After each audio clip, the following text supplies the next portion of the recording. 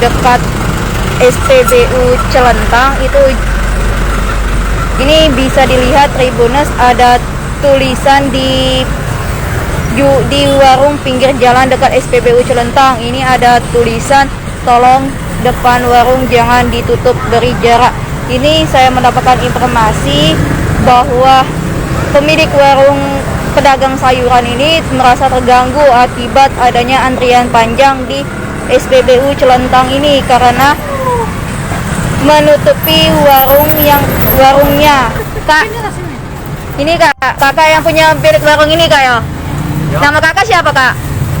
Oh, nama asli? Ya. Nama asli Muhammad Romli kak ya. Nah kak, ini kan kakak yang bikin tulisan jaga jarak nih kak ya. Nah itu kenapa kakak bisa sampai ada tulisan itu kak? Kenapa itu kak? Ngapa kak? Kakak sampai bikin tulisan itu kak? Ada tulisan jaga jarak karena menutupi warung. Terganggu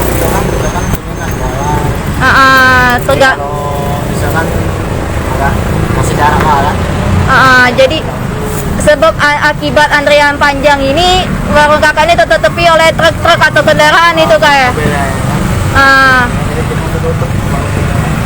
Jadi pelanggan kakak ini untuk belinya nih parkirnya di tempat lain, jadi jauh. Banyak juga yang pelanggan mengeluh kak ya. Makasih kak ya. Nah baiklah, ini Tribuners, ini kata kakak pembeli, ia mengatakan bahwa warungnya ini terganggu akibat kendaraan ini antriannya panjang. Jadi dia sampai membuat tulisan di depan warungnya, ada tulisan tolong depan warung jangan ditutup, karena dia merasa kesal akibat antrian panjang ini sehingga menutupi warung yang ada di sekitaran pinggir jalan SPBU Celentang.